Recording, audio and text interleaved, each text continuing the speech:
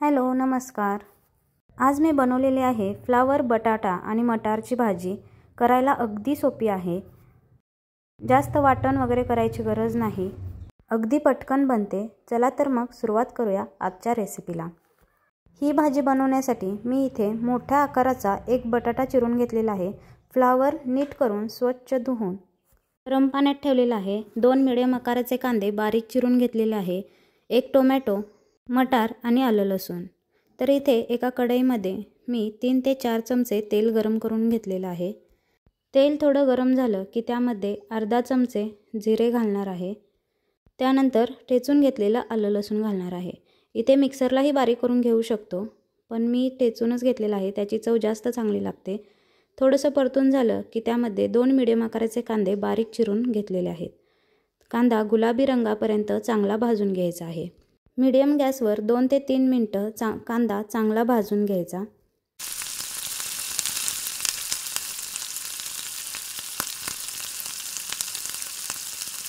कांदा चांगला भाजला की त्यामध्ये आपण चिरून घेतलेले टोमॅटो घालायचे आहेत।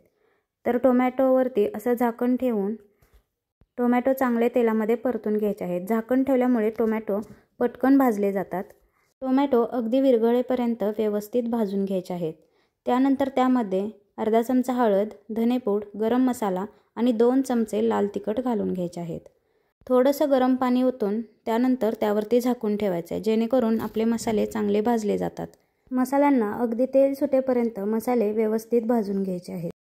त्यानंतर त्यामध्ये आपण घालणार आहे फ्रेश अर्धी वाटी मलाई, म्हणजे दुधावरची शाई घालणार आहे।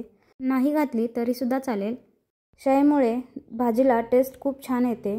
शाई घातल्यानंतर एकसारखं हलवत अगदी मंद गॅसवरती आपल्याला भाजून घ्यायचं आहे। गॅस मंद ठेवल्यामुळे शाई फुटली जाणार नाही, त्यामुळे भाजीला चांगला दाटसरपणा येईल।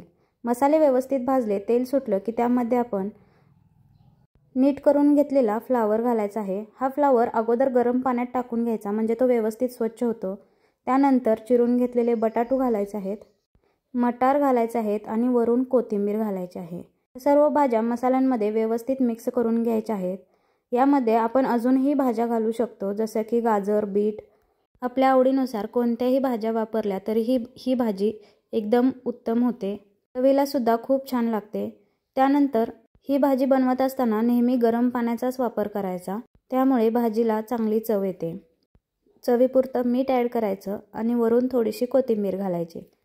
व्यवस्थित ढवळून घ्यायचं। त्यानंतर गॅसची फ्लेम मीडियम करायची आणि झाकण ठेवून 10 ते 15 मिनिटं बटाटा शिजेपर्यंत आपल्याला ही भाजी शिजवून घ्यायची आहे। तर बघू शकता भाजी आपली शिजलेली आहे। ही भाजी अगदी पटकन बनते आणि खायला सुद्धा खूप छान लागते। तर ही रेसिपी तुम्हाला कशी वाटली हे कमेंटमध्ये मला जरूर सांगा। व्हिडिओ आवडला असल्यास लाईक करा व चॅनलला सबस्क्राईब करायला मात्र विसरू नका।